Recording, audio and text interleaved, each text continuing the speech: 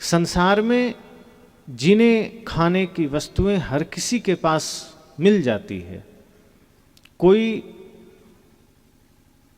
कम कोई ज़्यादा, किसी के पास कम है किसी के पास ज़्यादा है, किसी के पास बहुत ज़्यादा है। ऐसे भी लोग हैं समाज में जो आज से काम करना बंद कर दें फिर भी 5, 10, 20, 50 पीढ़ियाँ उसके बैठ के खाएगी। लेकिन आप उन लोगों के पास भी जाइए कि तुम्हारे पास तो इतना धन है, तुम तो बहुत सुखी होगे। वो आदमी ज़्यादा रोता है कि नहीं नहीं बहुत दुख है, बड़ी पीड़ा है, बड़ी बेचैनी है, रात को नींद नहीं आती है, नींद की गोली खरीद के खाता हूँ, डॉक्टर की निगरानी में जीता हूँ। जितना अधिक धन है आदमी उतना अधिक पीड़ा में है। इसका मतलब यह है कि धन आपके सुख का साधन नहीं है, धन आपके सुविधाओं के लिए। धन का विरोध नहीं है, क्योंकि धन का काम अलग है और सत्संग का काम अलग है। अगर जीवन में शांति चाहिए तो सत्संग से जुड़ना पड़ेगा, जीवन जीने की कला चाहिए तो सत्संग से जुड़ना पड़ेगा। हर एक स्थिति में सुख से जीना है तो सत्संग से जीना पड़ेगा। अब जरा आप ही विचार करिए, घर में लोग परेशान रहते हैं, कोई अपने पत्नी से परेशान है, कोई पति से परेशान है, कोई पुत्र से परेशान है। कई पिता कहते हैं क्या करें, बेटा अब बात नहीं मानता, पढ़ाया लिखाया लेकिन सुनता नहीं है, अपने मन की करता है। पत्नी बात नहीं मानती है, पतियों की शिकायत है कि जैसा चाहता हूं पत्नी वैसा करती नहीं है, अपने मन का करती। पत्नियों की का शिकायत है कि पति बात नहीं सुनता है, जब मन तब घर आता है, जैसा मन वैसा जीता है।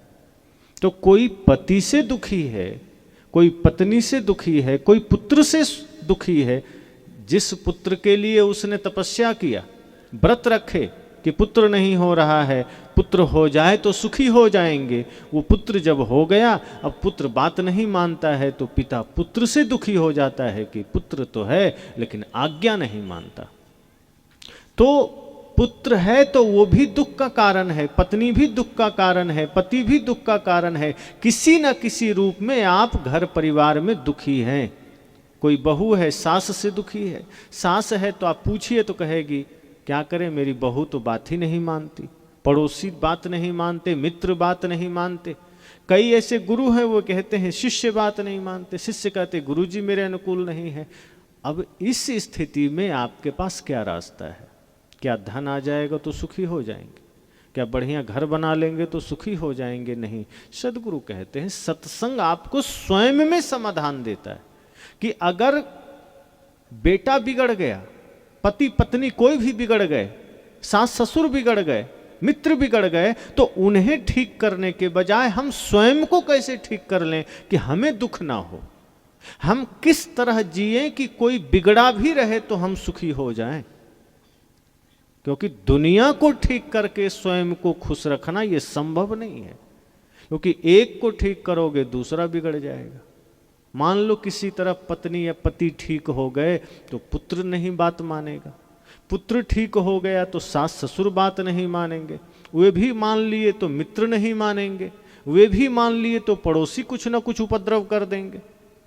तो संसार को ठीक करके कोई ठीक नहीं हो सकता।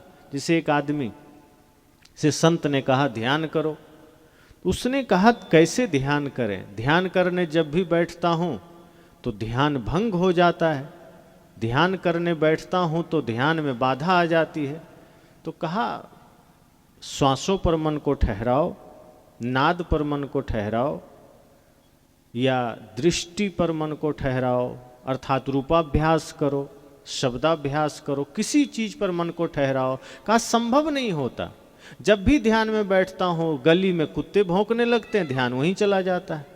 अब जब तक कुत्तों को मैं बांध नहीं दूंगा ध्यान मेरा नहीं लगेगा। तो कहा यह संभव है? अरे गली में तुम्हारे मान लो 2-4 कुत्ते हैं, तुम उसे बांध दोगे, अब कहीं दूसरे इलाके का कुत्ता आ गया तब क्या करोगे? फिर कहोगे ध्यान नहीं लग रहा। तो कुत्ते को बांधना इलाज है क्या? अब मान लो किसी कारण से कुत्ते को तुम बांध भी लिया, कुत्ता आवाज करना बंद कर दिया, अब कल को तुम कहोगे कि बगल से गाड़ी गुजर रही है, हल्ला हो रहा है, फिर ध्यान नहीं लगता, तो क्या सड़क में गाड़ियां रोकी जा सकती है? एक आदमी ऐसे ही कहता था कि क्या करूं, ध्यान करने बैठता हूं तो ट्रेन गुजरती है, ध्यान भंग हो जाता है, कुत्ता आवाज करता है, हल्ला करता है, बच्चे रोना शुरू कर देते हैं, पड़ोसी चिल्लाना शुरू कर देते हैं, कौआ कांव कांव करने लग जाता है, ध्यान भंग हो जाता है। अब जब तक मैं सबका आवाज बंद नहीं कर देता मेरा ध्यान नहीं लगेगा। ये तो बिल्कुल असंभव बात है। संत कहते हैं ना तुम कुत्तों का चिल्लाना बंद कर सकते हो, ना तुम बच्चों का रोना बंद कर सकते हो, ना तुम सड़क में गाड़ियों को बंद कर सकते हो, ना तुम कौओं को कांव कांव करने से रोक सकते हो। करना तुम्हें यह है कि तुम अपने ही मन को अपने में साध लो, अपने ही कानों को अपने आप पर नियंत्रित कर लो, अपने इंद्रियों को अपने वश में कर लो, तो सब ठीक हो जाएगा। अगर तुम दूसरों को बंद करके अपनी शांति चाहोगे, ये संभव नहीं है। अगर तुम दूसरों को ठीक करके अपनी खुशी चाहोगे, ये संभव नहीं है। संभव यह है कि अपने भीतर वो सामर्थ्य पैदा करो कि कोई गाली भी दे तो आपको स्पर्श न कर सके, कोई आपका अपमान भी करे तो आप अपमान से भी ऊपर उठ जाओ। ना अपमान का भय हो, ना सम्मान की चाह हो। जब दोनों से ऊपर उठ जाओगे कोई दुखी नहीं कर सकता। अगर कोई गाली दिया और उस गाली को लोगे तभी तो दुख होगा। लो ही मत। आप बाजार जाते हैं, आपको सब्जी खरीदना है, अब बगल में कोई मछली बेच रहा है तो आप लेंगे? आप तो नहीं लेंगे ना। तो जब लेंगे ही नहीं तो वो मछली आपके पास आएगी कैसे? और आएगी नहीं तो उसका गंध आपको परेशान नहीं करेगी। लेंगे वही चीज आपकी हुई, आप नहीं लेंगे तो बगल में मछली पड़ा हो, चाहे कुछ भी पड़ा हो, मुर्गा पड़ा हो, चाहे बकरा पड़ा हो, क्या लेना देना। लेकिन हम रास्ते में जाते हैं, कोई गाली दे दिया तो हम ले लेते हैं, तुरंत झपट्टा मार के ले लेते हैं, और बाद में हम रोते रहते हैं उसने हमको गाली दिया, अब हम भी गाली देंगे, अब हम भी झगड़ा करेंगे।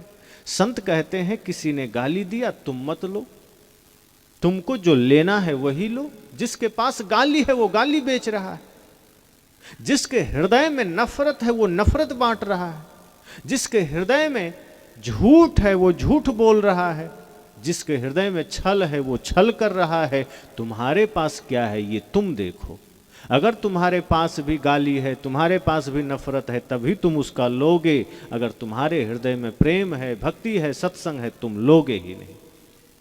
भगवान बुद्ध की कथा आप कितनी बार सुनते हैं कि जब वो रास्ते में चलते हैं कोई गाली भी देता है तो मुस्कुरा देते हैं, कोई फर्क नहीं पड़ता उनको, जैसे कि उनको कुछ हुआ ही नहीं हो। लेकिन यहाँ जितने लोग बैठे हैं, अभी कोई गाली दे दे तो आंख चढ़ जाएगी कि कैसे हिम्मत किया हमको गाली देने। क्यों? क्योंकि अहंकार सामने आ जाता है। अहंकार कहता है कि तुमको किसी ने गाली दे दिया और तुमने कुछ कहा भी नहीं। लेकिन भगवान बुद्ध का सामर्थ्य इतना बड़ा था, फिर भी कोई गाली भी दे तो मुस्कुरा दिए, अपमान भी किया तो मुस्कुरा दिए। क्यों? क्योंकि वो कहते थे कि जो हमें लेना ही नहीं है, जो हमारे काम का नहीं है, जो हमें दुखी करता है, ऐसे विचारों को, ऐसे शब्दों को, ऐसे गालियों को क्यों लेना। संत कहते हैं सत्संग आपको इसी रूप में तैयार करता है कि संसार में समस्याएं तो रहेगी, ऐसा नहीं है कि संसार की समस्या खत्म हो जाएगी। पारिवारिक समस्याएं रहेगी, सांसारिक समस्याएं रहेगी, वैश्विक समस्याएं रहेगी, लेकिन अपने को कैसे ठीक करें कि संसार में रहते हुए हम सुखी हो जाएं, कहीं भागना ना पड़े। और कहाँ जाएंगे भाग के? अगर अपने मन को, अपने विचारों को ठीक कर लेंगे तो धरती पर कहीं भी सुखी रह सकते हैं। यहाँ तक कि अगर एक सज्जन व्यक्ति नरक भी चला जाए तो अपने कर्म से नरक को स्वर्ग बना देगा, और यदि हमारा ही मन गंदा है, हम स्वर्ग भी चले जाएंगे तो उसको नरक बना देंगे। घरों में जो समस्याएं आती है, समाज में जो समस्याएं आती है, वो किसी बिगड़े हुए व्यक्ति की वजह से आती। किसी का मन बिगड़ गया, किसी का विचार बिगड़ गया, वो पूरे समाज में गंदगी फैला देता है। संत कहते हैं सत्संग जब हृदय में उतरेगा तो आप बिगड़े हुए समाज को भी सुधार सकते हो, आप स्वर्ग बना सकते हो, आप शांति स्थापित कर सकते हो, आप दो व्यक्ति के झगड़े को ठीक कर सकते हो। वो व्यक्ति महान है जो झगड़ा तो नहीं करता बल्कि झगड़े को मिटा भी देता है। अगर कोई झगड़े का कारण बन गया, अब समाज में ऐसे बहुत से लोग मिल जाएंगे जो शकुनी का काम करते हैं, वो उसको चैन ही नहीं है कि दो आदमी सुखी से रह सके। वो देखेगा कहीं कि ये आदमी सुखी है, वो तुरंत कान भरने लगेगा कि कैसे दोनों में उठा पटकी हो जाए, झगड़ा हो जाए, उसको बड़ा रस आता है। कुछ ऐसे लोग होते हैं जिसको लड़ाई में रस आता है, दो समाज लड़ जाए वो आदमी को बड़ा मजा आता है, दो व्यक्ति को लड़ा देगा उसको बड़ा सुकून मिलता है। संत कहते हैं ये सत्संग आपको वो सामर्थ्य देता है कि आप भी सुखी रहते हैं, आपका मन भी निर्मल रहता है और आप दूसरे के जीवन को भी शांति प्रदान करते हैं। समाज में कोई विवाद है आप उसे भी खत्म कर देते हैं, आप उसे भी निपटारा कर लेते हैं। दो भाई का झगड़ा है और अगर कोई समझदार व्यक्ति है तो वो उस झगड़े को मिटा सकता है, लेकिन अगर कोई गड़बड़ आदमी मिल गया तो वो और उसमें आग में घी डालने का काम करता है। फिर वो झगड़ा इतना बड़ा हो जाता है कि एक ही माँ बाप से जन्म लिया भाई बुढ़ापे तक बातचीत बंद कर देता है, एक दूसरे के घर के तरफ झांकना बंद कर देता है किसी तीसरे के कहने पर। और ये सब होता क्यों है? सिर्फ कुछ स्वार्थ के कारण, थोड़ा अहंकार के कारण। ये जानता है कि एक दिन हम भी नहीं रहेंगे, हमारा भाई भी नहीं रहेगा, ये शरीर नहीं, ये संसार नहीं, ये जमीन नहीं, कुछ नहीं मेरा होना है, एक दिन इसी मिट्टी में राख बन के समा जाना है। लेकिन मिथ्या अभिमान के कारण, मिथ्या अहंकार के कारण हम अपनों से झगड़ा कर लेते हैं और जीवन भर बोलते तक नहीं।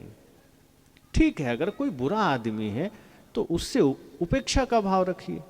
लगता है कि ये आदमी सुधरने वाला नहीं है तो घृणा नहीं करिए, बस मन को मोड़ लीजिए, उपेक्षा कर दीजिए, विवाद मत करिए।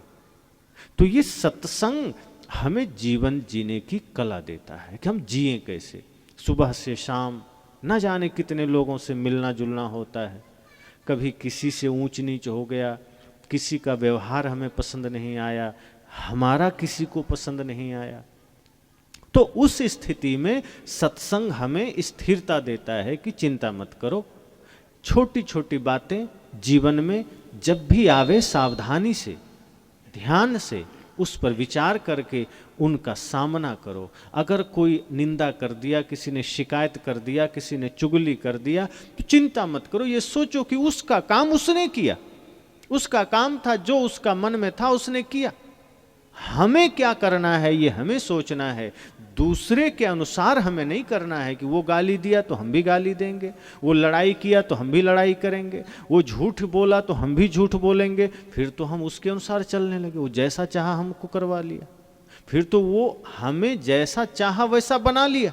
संत कहते हैं तुम अपने जैसा रहो, सत्य मार्ग पर चलो, भक्ति के मार्ग पर चलो, प्रेम के मार्ग पर चलो। जो कोई गाली दे तो जवाबों नहीं दीजिए, गल अमृत तेरे पास घोर क्यों नहीं पीजिए। साहब ने कहा कि अगर कोई गाली भी दे जवाब मत देना। गाली का जवाब देना जरूरी नहीं है। शरीर में अगर ऊर्जा है, शक्ति है, तो इसका दुरुपयोग नहीं करना है कि कोई गाली दिया तो गाली का जवाब गाली से देना।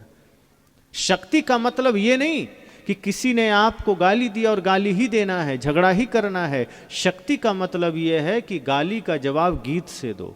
बहादुर आदमी वो नहीं होता जो लड़ाई के बदले लड़ाई करता है, जो हिंसा के बदले हिंसा करता है। बहादुर आदमी वो है जो गाली सुन के भी मुस्कुरा देता है। ये बहुत कठिन काम है। गाली सुनकर गाली दे देना है तो कोई भी कर लेता है, ये तो बहुत छोटी बात है। कुत्ता भौंकना शुरू किया, दूसरा कुत्ता सुन के भौंकना शुरू कर देता है, तो कोई भी कर लेगा। पर कोई गाली भी दिया और चेहरे पर मुस्कुराहट आई और बढ़िया भजन गा लिए या मुस्कुरा के चल दिए, ये कोई कोई बहादुर आदमी कर पाता है, वीर आदमी कर पाता है, शक्तिशाली आदमी कर पाता है। शक्तिशाली वो नहीं है जो बात बात पर लाठी चलावे, शक्तिशाली वो नहीं है जो बंदूक चलावे, शक्तिशाली वो है जो समय आने पर समाज की सुरक्षा के लिए खड़ा हो जाए। शक्तिशाली आदमी वो है जो समय आने पर मां बहन बेटियों पर कुदृष्टि करने वालों के साथ उसको सजा दे सके, मां बहन बेटी की सुरक्षा कर सके। मान लो किसी ने समाज में, आज आप देख सकते हैं भारतवर्ष में इतने देवी देवता की पूजा होती है, लोग कोई न कोई देवी किसी न किसी देवता की पूजा करते हैं, फिर भी छोटे छोटे बच्चियों के साथ गलत हो जाते हैं। ये कौन करने वाले लोग हैं? और लोग सोचते हैं कि कभी कभी माता काली आएंगी, कभी दुर्गा आएंगी और वो इन लोगों का खात्मा करेंगी। पर दुर्गा की पूजा करते हुए, काली की पूजा करते हुए छोटे छोटे बच्चों के साथ गलत हो जाता है। ना कभी दुर्गा आती हैं, ना कभी काली आती हैं, ना किसी का संहार करती हैं। संत कहते हैं शक्तिशाली वो है जो खुद दुर्गा बन जाए, जो खुद काली बन जाए, अर्थात गलत के लिए। अपने साथ कोई गाली दिया तब नहीं, समाज में कोई कुछ गलत कर रहा है तब रोकने के लिए खड़े हो जाइए। शक्तिशाली वो आदमी है जो कमजोर का बल बन जाता है, जो निर्बल का सहारा बन जाता है। धनवान आदमी वो है जो निर्धन का धन बन जाता है, जो भूखे प्यासे को भोजन और पानी दे सकता है वो धनवान है, जो निर्बल को बल दे सके वो बलवान है, और जो अनपढ़ को ज्ञान दे सके वही ज्ञानी है। तो संत क्या कहते हैं कि अगर कोई आपके साथ छल करे तो मत करो। आपके पास क्या है, क्या अच्छा है? अगर भक्ति है जीवन में, सत्य है जीवन में, प्रेम है जीवन में, सत्संग है जीवन में, तो आप गलत के साथ गलत नहीं करेंगे। कोई आपके साथ गलत करेगा, आप गलत नहीं करेंगे। फिर आप अपना परिचय देंगे। कोई गलत किया है, समझ लो कि उसके पास जो है उसने दिया। आपके पास क्या है? आपके पास प्रेम है, सत्य है, भक्ति है, आपके पास राष्ट्र भक्ति है, माता पिता गुरु की भक्ति है, आप वो दीजिए। आज आप अपने बच्चों को सही संस्कार दीजिए, अपने समाज में सही शिक्षा का प्रचार प्रसार कीजिए, सही ज्ञान बांटिए, जिससे समाज की आंखें खुल सके और अपदीपो भव का भाव सब में जागृत हो सके। जैसे भगवान बुद्ध ने कहा था अपना दिया खुद बनो, तो आप ये प्रेरणा दीजिए कि हम भी अपना दिया को जलाएं और ये समाज भी अपना दिया जला सके। दूसरे के भरोसे ना भागता रहे कि मंदिर चला जाए, मस्जिद चला जाए, कि तीर्थों में चला जाए, कि कहीं गिरजाघर गुरुद्वारे में चला जाए, कि किसी ओझा पंडित बैगा मुल्ला मौलवी के पास चला जाए कि हमारा भविष्य देख दो, हमारा कल्याण कर दो। सत्संग आपको जगाता है कि कहीं जाने से कुछ नहीं होगा। आप जागृत हो जाओ, आप अपना भाग्य यहीं लिख सकते हो। आपका भाग्य कहीं दूर से लिख कर नहीं आया है कि आप उसको कुछ कर नहीं सकते। आदमी को ये पढ़ा दिया गया कि नहीं तुम कुछ नहीं कर सकते, भगवान ने जो लिख दिया तुम्हारे भाग्य में वो होना ही है। और ऐसा कई बार हम लोग सुन भी लेते हैं कि कर्म में जो लिखा विधाता मिटने वाला कोई नहीं। तो आदमी कहता है जब लिख ही गया तो करने से क्या फायदा, अब तो मिलना ही मिलना है। पर सदगुरु संत कहते हैं नहीं, यह जीवन कर्म की भूमिका है, मानव शरीर कर्म की भूमिका है। कुछ भी पहले से आपने पाया है, कुछ भी आपके भाग्य में लिखा है, उसे अभी मिटा सकते हो, ये मौका है। हाँ, मनुष्य जीवन चला गया, मानव देह खत्म हो गई और कहीं सांप बिल्ली बन गए, घोड़ा बैल गधा बन गए, तब उपाय नहीं है, तब लिखा हुआ नहीं मिटेगा, फिर तो भोगना ही भोगना है। लेकिन जब तक मनुष्य जीवन में है तब तक आप अपने लिखे हुए एक एक कर्म को मिटा सकते हो। अगर आपने पाप लिखा है, और ये भी सोचना है कि दूसरे ने नहीं लिखा है। अब मैं अगर कह रहा हूं कि भाग्य में कुछ लिखा है, तो बाहर कोई बैठा हुआ चित्रगुप्त नहीं है जो लिखा है, कोई धर्मराज या भगवान नहीं है जिसने आपके भाग्य को लिखा है। हम और आपने खुद अपना भाग्य लिखा है। और कैसे लिखा है? जैसे अभी आप कुछ भी कर रहे हैं तो यही आपका किया गया कर्म तुरंत भाग्य बन जाता है, वो लिख के चला गया। आप जो कुछ भी यहाँ कर्म करते हैं वही लिखावट है, वही आप लिख रहे हैं। अगर आप रोज गाली दे रहे हैं तो समझ लो आप अपने भाग्य में गाली लिख रहे हैं। अगर आप झूठ बोल रहे हैं समझ लो अभी आप अपने भाग्य में झूठ लिख रहे हैं। अगर आप किसी को कष्ट दे रहे हैं तो समझ जाओ कि आप अपने भाग्य में कष्ट लिख रहे हैं। अगर आप हिंसा कर रहे हैं तो ये समझ जाना कि आप अपने भाग्य में खुद हिंसा लिख रहे हैं। अगर आप अपने पिता से झगड़ा कर रहे हैं, अगर आप अपने माता से झगड़ा कर रहे हैं, अगर आप अपने भाई से झगड़ा कर रहे हैं, अगर आप अपने पति या पत्नी से झगड़ा कर रहे हैं या सास बहू से झगड़ा कर रहे हैं, तो आप उस झगड़े को खुद अपने भाग्य में लिख रहे हैं, किसी भगवान ने नहीं लिखा है। और जब कल को वही झगड़े का परिणाम आपको मिलेगा, जब कल को उसी हिंसा का परिणाम आपको मिलेगा, तो आप रोएंगे, मंदिर मस्जिद दौड़ेंगे कि हे भगवान क्या लिख दिया। अरे भगवान इतना पागल थोड़े है कि आपके भाग्य में हिंसा लिख देगा। अगर भगवान सच में भगवान होगा तो वो आपके भाग्य में हिंसा लिख देगा, पीड़ा लिख देगा, दुख लिख देगा। अगर इंसान के भाग्य में भगवान दुख लिखेगा, कष्ट लिखेगा, पीड़ा लिखेगा, तो वो भगवान नहीं हो सकता, वो एक नंबर का शैतान होगा। भगवान तो सिर्फ शांति लिखेगा, खुशियां लिखेगा, आनंद लिखेगा, लेकिन सत्य तो यह है कि भगवान है ही नहीं और ना तो किसी का भाग्य लिखता है। हम और आप जो कर्म करते हैं वही भाग्य बनता है। इसलिए सजग हो जाइए कि आज पिछला तो नहीं कुछ किया जा सकता, कि आप जो लिख चुके हो तो लिखा है, लेकिन यहाँ ये जीवन मिला है, कुछ अच्छा कर्म अगर करते हैं और बहुत बढ़िया से निष्काम भाव से, कोई चाहना नहीं, तो पिछला भी मिट सकता है और नया इतना बढ़िया आप अपना भाग्य लिख दीजिए कि इसी जन्म में मुक्ति मिल जाए। ना छल लिखिए, ना कपट लिखिए, ना ईर्ष्या लिखिए, ना द्वेष लिखिए, ना बैर लिखिए, ना घृणा लिखिए। किसी से कोई घृणा नहीं, किसी से कोई बैर नहीं, किसी की हिंसा नहीं, एक छोटे से जीव की भी हिंसा ना करो। ना किसी का दिल दुखाना, ना माँ का, ना बाप का, ना भाई का, ना पत्नी का, ना पति का, ना सास का, ना बहू का, ना पुत्र का, ना पड़ोसी का, ना मित्र का, किसी का दिल भी नहीं दुखाना। अगर दुखाया तो समझो भाग्य में आपने दुख लिख लिया। तो इस जन्म में अगर आपने इतना पालन कर लिया कि मन को निर्मल कर लिया और पुण्य किया, दुखियों पर करुणा किया, भूखे को भोजन दिया, प्यासे को पानी दिया, माता पिता गुरु की सेवा किया, छोटे छोटे जीवों की सेवा किया, तो आपका पुण्य अर्जित होगा। और जो पुराना भाग्य है जिसमें कुछ पाप लिखे हुए हैं वो भी कट सकता है, और जो नया पुण्य आप अर्जित करेंगे इसके वजह से आपको मुक्ति भी मिल सकती है इसी जन्म में। अगर चूक गए तब फिर कोई अवसर नहीं मिलेगा। और आप कहानी सुनते हैं, अंगुलीमाल इतना भयंकर डाकू था, कितने 999 लोगों को मार चुका था और कितने लोगों का धन लूट चुका था, कितने जीवों की हत्या कर चुका था। वो अंगुलीमाल भी भगवान बुद्ध के सन्मुख आकर के बदल गया और उसी जन्म में जागृत होकर के अपने सारे पाप नष्ट कर लिया कि नहीं, कि उसको लगा 2-4 जन्म, कितना पापी था, लेकिन जब जागृत हुआ तो उसी जन्म में वो सिद्ध बन गया, उसी जन्म में वो साधक भिक्षु बन गया और वहीं अपने सारे पाप, अपने सारे भाग्य को ठीक कर लिया। किस तरह से?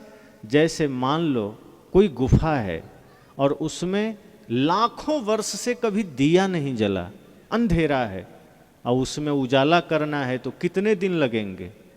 लाख वर्ष से अंधेरा है गुफा में और उसमें उजाला करने में कितना देर? 1 सेकंड भी नहीं लगेगा। दिया जला दो, बल्ब जला दो, 1 सेकंड में पूरा गुफा उजाले से भर जाएगा। ऐसा तो नहीं है ना कि 1 लाख वर्ष से अंधेरा है तो अब बल्ब जलाने जाएंगे तो 1 लाख साल लगेगा उजाला होने में। भले ही अंधेरा लाखों वर्ष से है लेकिन उजाला 1 सेकंड में हो सकता है। संत कहते हैं भले ही अनादिकाल से तुमने पाप किए हैं, भले ही जन्म जन्म से तुमने अधर्म किए हैं, हिंसा के मार्ग पर तुम चले हो, लेकिन अगर इस जन्म में तुमने भक्ति का दीप जला लिया, तुमने ज्ञान का दीप जला लिया, तो उसी क्षण सारे पाप नष्ट हो जाएंगे और इसी जन्म में मुक्ति घटित हो जाएगी।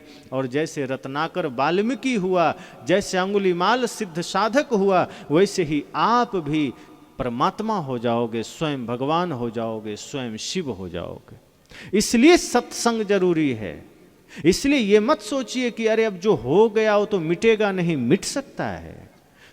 कई लोग कहते हैं क्या करें साहब, भगवान हमारे भाग्य में दुख लिख दिए।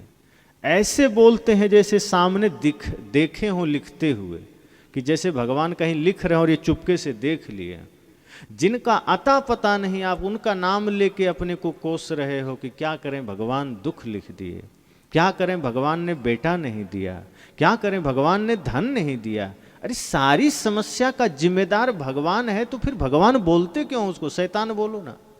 अगर इस धरती की सारी समस्या उसी की वजह से है तो भगवान का है का? जो भगवान होगा उसके वजह से तो समस्याएं मिटती है। अगर कोई बढ़िया आदमी होगा तो वो चाहेगा कि कोई दुखी रहे। अगर कोई ईमानदार आदमी होगा, शक्तिशाली आदमी होगा, और फिर भगवान लाचार भी नहीं है। भगवान की परिभाषा क्या है? जो सर्वशक्तिमान है। ऐसा तो नहीं कि महा बेचारा लाचार आदमी है कि कुछ कर नहीं सकता। मन में करने का भाव तो है लेकिन कर नहीं सकता। जैसे कई लोग कहते हैं क्या करें साहब, हम बड़ा गरीब आदमी हैं, चाहते तो हैं सबको भोजन बांटें, कंबल बांटें, चाहते तो हैं हम भी सत्संग कराएं, लेकिन गरीब आदमी है, कुछ कर नहीं सकते। लेकिन अगर कोई अंबानी जैसा आदमी है तो वो ये कह सकता है कि क्या करें, हम तो कंबल बांटना चाहते हैं लेकिन बड़ा गरीब आदमी। अगर उसके ईमानदार है, पैसा भी है, धन बल है, बाहुबल है, तो वो सेवा कर सकता है, फिर वो गलत नहीं करेगा। अगर किसी के पास सामर्थ्य है और वो धर्मात्मा है, ईमानदार है, तो वो एक एक व्यक्ति की सेवा करेगा। इसी तरह भगवान के लिए क्या कहते हैं?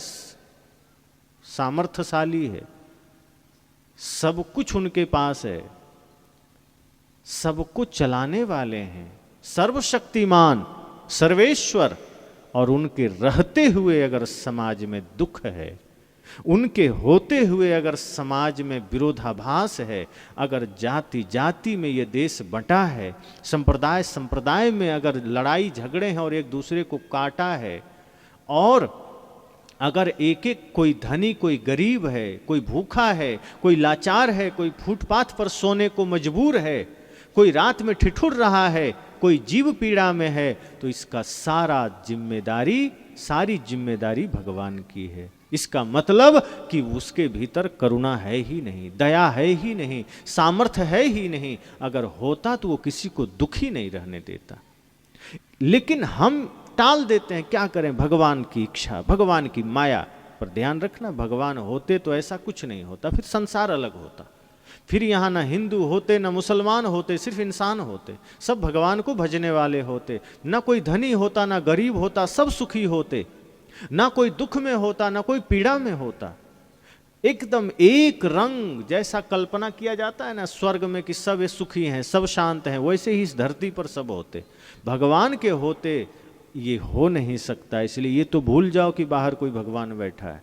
बाहर कोई भगवान नहीं है, ये समस्त आत्मा ही परमात्मा है, जीव ही शिव है। इसलिए अपने भीतर के शिवत्व को जगाइए, अपने भीतर के परमात्मा को जगाइए, अपने भीतर के परम तत्व को जगाइए। तो यह कहना कि भगवान के वजह से या भाग्य के वजह से हम लाचार हैं, यह बात गलत है। हम अपने मन के वजह से लाचार हैं। मन हमें घुमाता है, माया हमें भरमाती है, और हम भजन से भागते हैं, सत्संग से भागते हैं, धर्म से भागते हैं। मन और माया मिलकर के हमें सत्संग से दूर कर देते हैं। कहीं नाच नौटंकी हो तो मन पहले ले जाएगा कि नहीं नहीं चलो वहाँ मजा आएगा, लेकिन सत्संग हो तो मन कहता है अच्छा आज छोड़ो कल चलेंगे। 3 दिन का सत्संग है तो मन कह देगा आपको कि आज क्या करने जाना, आज तो पहला दिन है, कल देखेंगे। लेकिन अगर कहीं नाच हो रहा हो तो मन कहता है कल पता नहीं नाच हो ना हो, आज ही चलो मजा में ले लें। तो मन आपको गंदगी में और गलत में जल्दी धकेलता है, और आप मन की सुन के दौड़ पड़ते हो। लेकिन जब आत्मा की सुनोगे, अंतर मन की आवाज़ सुनोगे, तो अंतर मन कहता है नहीं, कचड़े में नहीं जाना, गंदगी में नहीं जाना, वहाँ मत जाओ जो तुम्हारे मन को सिर्फ मनोरंजन करता है। नाच नौटंकी, दुनिया भर के अलूल जलूल अश्लील गाने जहाँ बज रहे हों, लोग नाच गान कर रहे हों, वो तो मन को भ्रमित करने वाले हैं, वो तो मन को गंदगी में ले जाने वाले हैं। वहाँ से अपने को मोड़िए और अंतर मन की सुन करके सत्संग में बैठिए। लेकिन कितना मुश्किल होता है, कितना प्रचार करते हैं सत्संग का, तब भी बहुत थोड़े लोग आकर बैठते हैं। क्यों? क्योंकि मन आपको आने नहीं देता, मन गंदगी में ले जाता है और हम मन के अधीन स्वयं को कर रखे हैं, इसीलिए हमारी स्थिति खराब है। और फिर हम कहते हैं क्या करें, जीवन में दुख है, पीड़ा है, कष्ट है, तो जिम्मेदार कौन है? अगर आप अपना रास्ता बढ़िया कर लेंगे तो जीवन में शांति आएगी। अगर पूर्व दिशा में चल के शांति मिलेगी और आप पश्चिम चलते रहें तो कैसे मिल जाएगी? पश्चिम आप जा रहे हैं और कहते हैं शांति नहीं है, तो जा पश्चिम रहें जो दुख का रास्ता है। इसलिए पूर्व सुख का रास्ता है, अर्थात सत्संग सुख का रास्ता है, भक्ति सुख का रास्ता है, प्रेम सुख का रास्ता है। आप प्रेम पर चलिए, प्रेम के मार्ग पर चलिए, सत्य के मार्ग पर चलिए, आप सत्संग से जुड़िए। जब मौका मिले सत्संग सुनिए, संतों का विचार सुनिए। और आज तो मोबाइल सबसे बड़ा साधन है। कौन ऐसा व्यक्ति, कौन ऐसा घर होगा जिसके पास फोन नहीं होगा? अगर आप चाहें तो उसी फोन में संतों का विचार सुनकर के अपने जीवन को बदल सकते हैं, और आप ना चाहें तो उसी मोबाइल में सत्संग आ रहा है लेकिन आप सुनेंगे नहीं, सत्संग चल रहा है लेकिन आप नज़रअंदाज कर देंगे, तो क्या सुनेंगे? फिल्मी गीत सुनेंगे, उसी में गलत दृश्य देखेंगे, उसी में फालतू कहानियां, किस्से देखेंगे, और वो आपके मन को बिगाड़ेगा, वो आपके बच्चे को बिगाड़ेगा, वो आपके संस्कार को बिगाड़ेगा। कितने ऐसे लोग हैं जो सत्संग फोन पर सुन के बदल जाते हैं, और कितने ऐसे लोग हैं जो प्रवचन में सामने बैठ के नहीं बदल पाते। तो जिसको बदलना है वो कहीं से एक शब्द सुन लेगा, बदल जाएगा, और जिसको नहीं बदलना है वो रोज 4 घंटा सत्संग में बैठेगा, घर जाके फिर खैनी खाएगा, घर जाके फिर पत्नी से झगड़ा करेगा। और कई लोग तो इतने मजेदार होते हैं कि वो सत्संग सुन रहे हैं और सुनते सुनते जैसे ही विराम होना है, मन किया खैनी खाने का, तंबाकू खाने का, पीछे जाके खा लेते हैं। और कुछ बड़े बहादुर होते हैं, वो पीछे भी नहीं जाते, यहीं धीरे धीरे लटा के खा लेते हैं। वो देखते हैं किसी की नज़र तो नहीं पड़ रही, और पड़ भी रही है तो सोचते क्या कर लेंगे, हम अपना पैसा का खा रहे हैं। एक आदमी से तो मैंने कहा क्यों खा रहे हैं, बहुत पहले की बात है, कहा इसमें हमारा पैसा लगा, आपको क्या कष्ट है? हम कहा पैसा आप ही का लगा है, लेकिन कष्ट ये है कि ये आपका नुकसान करेगा, हमारा नहीं। ये आपके लिए जहर है, आपके मर्यादा, आपका धर्म, आपका स्वास्थ्य सब नष्ट कर देगा। अगर एक बार मुख में कैंसर हो गया तो फिर आप याद करिएगा कि महात्मा जी कुछ कहे थे, फिर आप अस्पताल में खेत बेच बेच के दीजिएगा, फिर भी बचना मुश्किल होगा। तब कहिएगा कि हमारा पैसा लगा है। पैसा आप ही का लगा है, लेकिन दवा फिर आपको ही खरीदना पड़ेगा, आपके ही पैसे से, फिर कोई देगा नहीं। इसलिए आप मर्यादा भी खो रहे हैं, धर्म भी खो रहे हैं, स्वास्थ्य भी खो रहे हैं। तो सत्संग में बैठिए तो अपने दुर्गुणों को छोड़िए, अपने अवगुणों को छोड़िए, अपने गलत आदतों को छोड़िए। लेकिन हम कहाँ छोड़ पाते हैं, हम उसका त्याग नहीं कर पाते। तो हमने कहा कि कोई अगर बदलना चाहे तो मोबाइल से सुन करके भी बदल जाता है, और अगर ना बदलना चाहे तो सामने बैठ के भी वो चुपके से बीड़ी भी पी लेता है और तंबाकू भी खा लेता है। और फिर वो घर जाएगा तो सोचो उसके बेटा, जिसको वो कहता है बेटा तुम भी चलो गुरुजी के पास, तुम भी चलो सत्संग सुनने, तो बेटा सोचता है कि पिताजी तो 10 वर्ष से सत्संग सुन रहे हैं, 50 वर्ष से सुन रहे हैं, अभी तक बीड़ी तंबाकू नहीं छूटा, तो हम जाके क्या करेंगे?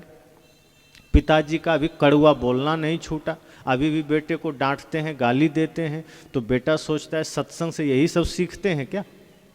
तो बदलना है तो कहीं भी बदल जाएगा आदमी। इसलिए मैंने कहा कि आज तो व्यवस्था है, मोबाइल है आपके पास, आप प्रयास करो कि हम दिन में कुछ विचार जरूर सुने, संतों के अच्छे विचार सुनिए, सुबह, दोपहर, शाम और रात सोने से पहले। लेकिन लोग क्या करते हैं, सोने से पहले फिल्मी गाना सुनते हैं मौज में, और रील्स देखते हैं, और देखते देखते 12, 1, 2 बजे, 3 बजे जाके सोते हैं, और उठते हैं फिर सुबह 9-10 बजे। अगर ड्यूटी ना जाना हो, पढ़ाई न करनी हो, स्कूल न जाना हो, उस दिन तो और 10-12 बजे उठेंगे, और जिस दिन जाना है तो किसी तरह से 8 बजे उठेंगे, जल्दी जल्दी ब्रश करेंगे, कुछ खाएंगे, भागेंगे। जीवन हमारा एकदम बिल्कुल खतरनाक बन गया। हम रात दिन अपने जीवन को बिगाड़ते चले जा रहे हैं, सारा सिस्टम बिगाड़ते चले जा रहे हैं। इसका असर शरीर पर भी हो रहा है।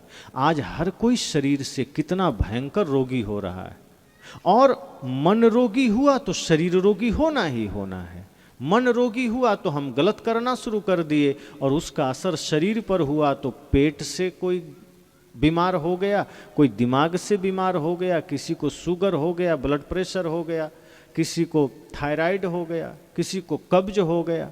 ऐसे ही न जाने कितनी बीमारियों का शिकार हम हो जाते हैं, और अब दिन रात उसी की चिंता में पड़े रहते हैं। कभी दवा खा रहे हैं, कभी कुछ कर रहे हैं, कभी डॉक्टर के यहाँ जा रहे हैं। संत कहते हैं साधन आपके पास है, आप अपने जीवन को बदलिए। ये सत्संग साधन है, और ये सिर्फ पंडालों तक नहीं है। आप घर में चाहें तो मोबाइल निकाल के विचार सुनिए, सुनकर सोइए। जब विचार सत्संग सुन करके आप अपना विश्राम करेंगे, समय से विश्राम करेंगे, तो रात अच्छी बीतेगी और सुबह आप हल्का महसूस करेंगे, ताजा महसूस करेंगे। सिर भारी नहीं लगेगा, मन उलझा हुआ नहीं लगेगा, एकदम फ्रेश लगेगा।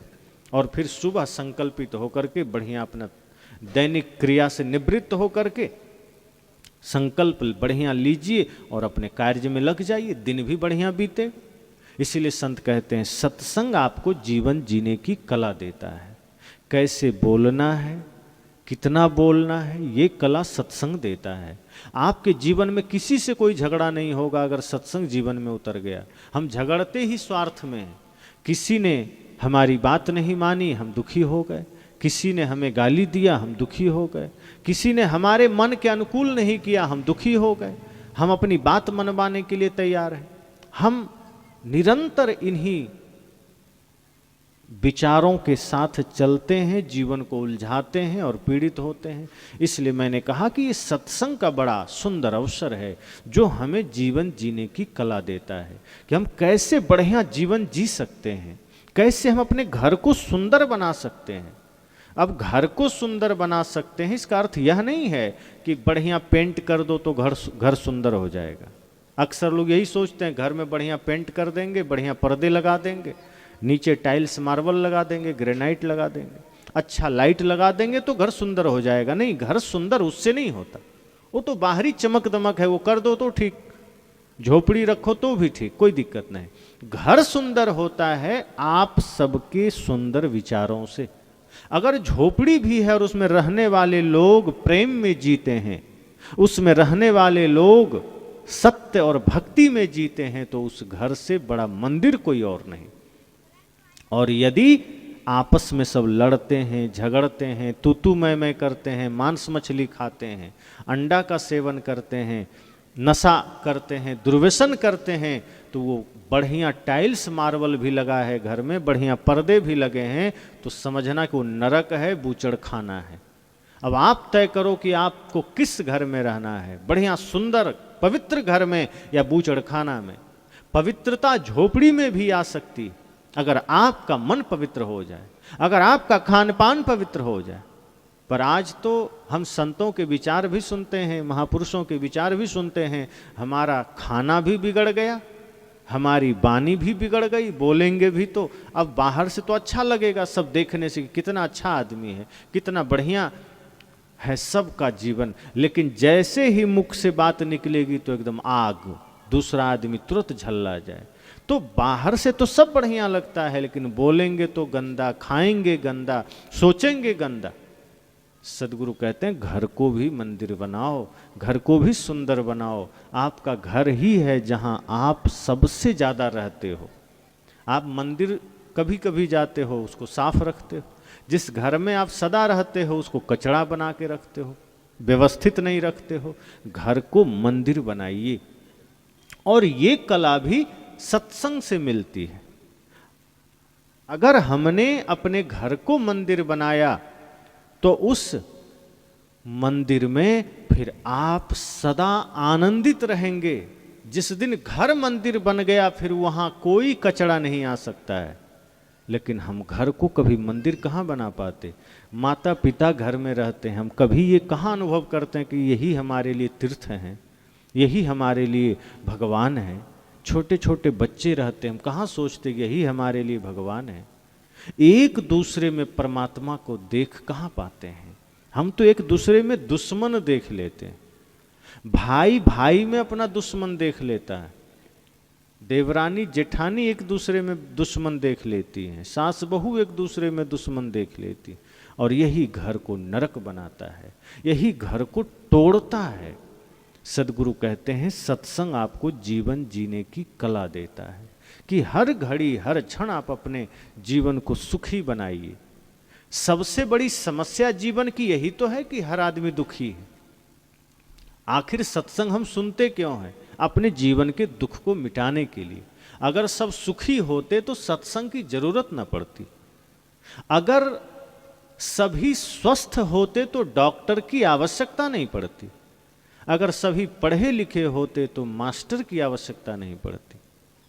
अगर कहीं चोरी ना होता, झगड़े ना होते तो पुलिस की आवश्यकता ना पड़ती। और यदि कोई दूसरा देश कभी किसी पर आक्रमण न करता तो ये सेना की आवश्यकता न पड़ती। इसकी आवश्यकता ही इसलिए पड़ती है कि उसके अनुसार से बीमारी मौजूद है। सत्संग इसलिए हो रहा है क्योंकि समस्त लोग दुखी हैं, और दुख से छूटे कैसे, जीवन के दुख से मुक्ति कैसे पाएं, इसके लिए सत्संग होता है। तो आप जरा सोचिए कि आप दुख से मुक्ति के लिए सत्संग में आए, लेकिन दुख मुक्ति का जो उपाय है वो बताया जाता है, उस पर चलते नहीं। क्यों?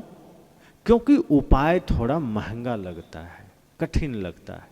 अभी हम कह दें कि कुछ नहीं करना है, एक मंत्र हम देते हैं, इसका जाप करना सब ठीक हो जाएगा, सब आदमी यहाँ भीड़ लग जाएगी कि हम एक मंत्र देंगे इसी से सबका दुख मिट जाएगा, तो ये पंडाल छोटा पड़ जाएगा। लेकिन हम सही बात कह रहे हैं कि मंत्र से दुख नहीं मिटता है, मन को निर्मल करने से दुख मिटेगा। माता पिता गुरु की सेवा करिए, एक दूसरे से प्रेम का व्यवहार रखिए, शुद्ध भोजन करिए, पवित्र मन रखिए, ये दुख मुक्ति का मार्ग है। न कि नाम जप लिया, मंदिर में जल चढ़ा दिया, या कोई व्रत कर लिया, या पंडित जी को दक्षिणा दे दिया, ये दुख मुक्ति का मार्ग नहीं है। पर लोग आपको कह देते हैं कि कुछ नहीं करना है, सोमवार को इतना जल चढ़ा दो, एकादशी व्रत कर लो, कहीं गंगा दर्शन कर लो, कहीं कुछ कर लो, कहीं सूर्य भगवान को जल चढ़ा दो, उसके बाद तुम गाली दे रहे हो, कोई हर्ज नहीं, तुम मांस खा रहे हो, कोई चिंता की बात नहीं, भाई भाई में लड़ाई कर रहे हो और कर लो, कोई चिंता नहीं, तुम मुक्ति पा जाओगे, तुम्हारा पाप कट जाएगा। अब आदमी सोचता है इतना सरल उपाय है तो क्यों भाई से झगड़ा बंद करें, चलो चालू रहेगा। तो क्यों घर को मंदिर बनाएं, क्यों घर को स्वर्ग बनाएं, घर बुचड़ खाना बना रहेगा। इसलिए आदमी सस्ता खोजने के चक्कर में दुखी होता है, और क्योंकि वो रास्ता नहीं है, वो उपाय नहीं है। आप जीवन आप खो देंगे, अंतिम सांस तक अगर आपने सही उपाय नहीं किया तो जीवन में दुख बना रहेगा, और आप इस धरती से विदा हो जाएंगे और घर नरक बना रहेगा। इसलिए आज अभी और कभी भी दुख से मुक्ति का मार्ग मन को निर्मल करने में है, सच्चा धर्म को धारण करने में है, प्रेम सत्य अहिंसा करुणा को धारण करने में, माता पिता गुरु को भगवान समझने में है। जिस दिन माता पिता गुरु को आपने भगवान समझा, और समझना ही नहीं है, समझने का मतलब है उनके प्रति श्रद्धावान होकर उनकी बातें मानना, उनके बताए मार्ग पर चलना, उनकी सेवा करना, और जब सब जीवों में परमात्मा देखने लगेंगे तब समझना उस दिन समाधान है। फिर आप उस दिन नाम जप नहीं भी करेंगे तो कोई चिंता नहीं, जिस दिन मन का मैल धुल गया उसी दिन समझना कि समाधान हो गया, उसी दिन समझना कि जीवन के दुख मिट गए। लेकिन ऐसा हम करने को राजी नहीं, क्योंकि भारी लगता है। अब माता पिता गुरु की सेवा करना तो भारी ही है ना, और मंदिर में एक अगरबत्ती जलाना कितना सरल काम है, कोई भी कर लेता है। अगर यहाँ से कह दें कुछ नहीं, बस बाहर एक मंदिर है शिव जी का या शनि जी का, वहाँ जाओ, सिर्फ अगरबत्ती चढ़ा दो और बेलपत्र चढ़ा दो, आदमी कहते बड़ा सस्ता काम है, ये तो कहीं जाते जाते भी कर देंगे। लेकिन अगर संत कहते हैं कि नहीं, माँ बाप की सेवा करो, सबसे मीठा बोलो, तो आदमी कह रहे तो बड़ा भारी काम है, ये कहाँ से होगा। माँ बाप की सेवा का टाइम है, व्यस्त आदमी है, और मीठा कहाँ से बोलें। मन गंदा है तो कड़वा बोलेंगे, गाली देंगे। सबके साथ ईमानदारी का व्यवहार करो, आदमी कहता है कहाँ से करेंगे, काला धन जमा करना है, धोखा तो देना पड़ेगा।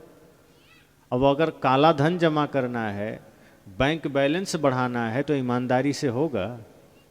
तो काला धन जमा करना हो, बैंक बैलेंस बढ़ाना हो, खूब प्रॉपर्टी जमा करना हो, तो झूठ का सहारा लेना पड़ेगा। तो आदमी कहता है ये भी संभव नहीं, तब मंदिर ही ठीक है, अब मंदिर ही जाते हैं, ये संत लोग की बात मानने लायक नहीं है। तो इस तरह से आदमी कठिन तप को स्वीकार नहीं करता है, सस्ता खोजता है।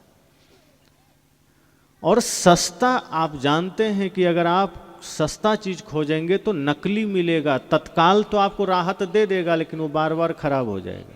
चाइना माल की कोई गारंटी होती है? आप कोई भी चीज ले आइए तो आप खुद चिंता में रहेंगे, पता नहीं कब चलेगा, कब खत्म हो जाएगा। लेकिन अगर जापान का है या भारत का भी बना है तो आप सोचते हैं वाह बहुत बढ़िया, कम से कम ये चलेगा, गारंटी है, वारंटी है। इसलिए मैंने कहा कि सत्संग आपको जीवन जीने की कला देता है, सत्संग आपको रास्ता देता है।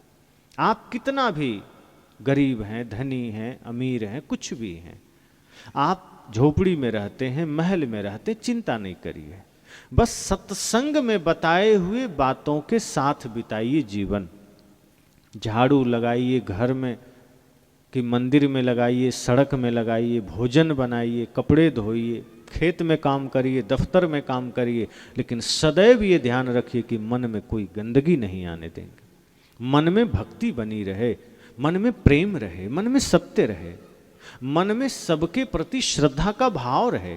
फिर आप देखो कि आप घर में रहोगे लेकिन आपको लगने लगेगा कि हम किसी मंदिर में हैं, लेकिन मन में गंदगी रहेगी तो मंदिर में जाओगे तब भी मन घबराया हुआ रहेगा, लगेगा हम कोई कबाड़ खाना में आ गए। इसलिए सत्संग जीवन में उतरना चाहिए।